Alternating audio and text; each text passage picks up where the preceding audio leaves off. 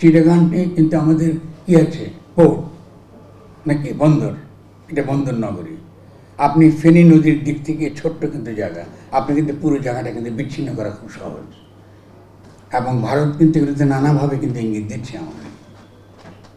তাহলে আমরা তো বুঝতেই পারছি যে এর মধ্যে বাইরের উস্কানি আছে, কিন্তু বাইরের উস্কানিটাকে আমরা কি করছি, আমরা আরও ইন্টেন্সিফাই করছি। আমরা এটাকে আগুনের মধ্যে আরও তেল দিচ্ছি, আগুনের মধ্যে আমরা জ্বালানি দিচ্ছি। এটা সামরিক সমস্যা না, এটা রাজনৈতিক সমস্যা। যদি আমরা আজকে এসে বলতাম, এই সরকার এসে বলতো যে আমরা একটা গণতান্ত্রিক প্রক্রিয়ার ভেতর দিয়ে যাচ্ছে, সমাজের সকল স্তরের লোকের সঙ্গে আমাদের কথা বলতে হবে কী ধরনের রাষ্ট্র আমরা চাই আগামী দিনে, তাহলে কিন্তু এই সংকটটা অটোমেটিক্যালি বেশ কিছুটা স্থিমিত হতো। কারণ আপনি অংশগ্রহণ করতে পারছেন। বা এই কথাটা শুরুতে যদি বলা হতো তাহলে আনসাররাও বিদ্রোহ করতো না। এই শুরুতে যদি বলতেন শ্রমিকরাও বিদ্রোহ করতো না। শুরুতে যদি বলতেন সমাজে যেসব আমাদের কি অতৃপ্তি, অসন্তোষ, প্রশ্ন, নানান কিছু আছে, এটা বসে আমরা কিন্তু সমাধান করতে পারতাম।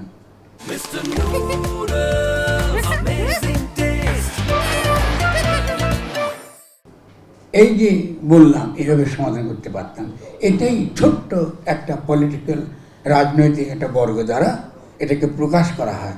এটাকে বলা হয় এটাকে বলা হয় অভিপ্রায়, জনগণের অভিপ্রায়। জনগণের অভিপ্রায়টা আমরা সকলে জানি রুশোর কাছ থেকে এসছে, তার জেনারেল উইল। জনগণকে সামষ্টিকভাবে তারা যেটা চিন্তা করে, এই সামষ্টিক কথাকে যখন আপনি রাজনৈতিকভাবে স্বীকৃতি দেন, তখন সেটা হয়ে ওঠে কি আগামী দিনে নতুন রাষ্ট্রের বীজ তার মধ্যে নিহিত থাকে। এবং এটাই কিন্তু রাষ্ট্র। রাষ্ট্র মানে একটা বিল্ডিং না যে আপনি এই কি সেক্রেটারি গেলে বিল্ডিং দেখবেন, ওখানে রাষ্ট্র হবে। ফলে আপনি বঙ্গভবনে গিয়ে শপথ নিচ্ছেন, আপনি রাস্তার যে কোনো জায়গায় দাঁড়িয়ে শপথ নিতে পারেন যে আমি আজকে থেকে, মানে জনগণ যদি আপনাকে চায়, যদি আপনি বলেন আজকে থেকে আমি জনগণের প্রতিনিধি, তাদের সার্বভৌম ইচ্ছার আমি প্রতিনিধি, আপনাকে পৃথিবীর কোনো শক্তি নেই আপনাকে দমন করতে পারে, সে আপনি যেখানে ইচ্ছা দেন। বঙ্গভবনটা আমার লাগে না। মুজিবনগরে কোনো বঙ্গভবন ছিল? ছিল কিনা বলেন? তো যুদ্ধ করেন কেন? তাতে বললে সাম্য, মানবিক মর্যাদা, সামাজিক ন্যায় বিচারের ভিত্তিতে আমরা লড়াই করব, এটা আমাদের ন্যায্য অধিকার। আপনি যে সারা পৃথিবীর স্বীকৃতি পেয়েছে। তারা যারা এখন আমাদেরকে আইন দেখাচ্ছে, যেসব উকিলরা, কেমন এসব উকিলি করে তো লাভ হবে না। দেখি না আপনারা কী করবেন উকিলি দিয়ে, কোথায় নিয়ে গেছেন রাষ্ট্রটাকে। তো উকিলি বুদ্ধিকে দেখাবেন না আমাদেরকে, আমরা পলিটিক্যাল। এবং শুরু থেকে আমি বলেছি, আপনারা খেয়াল করেছেন যে আপনাকে অবশ্যই রাজনৈতিক দল, তারা যত কথাই বলো, আপনাদেরকে তাদেরকে আস্থার মধ্যে নিতে হবে। পলিটিক্যাল পার্টিগুলো আস্থার মধ্যে নিতে হবে যে আপনারা এই গণ অভ্যুত্থানে আপনারা অংশগ্রহণ করেছেন। আপনারা শুনেছেন আমার সে কথা।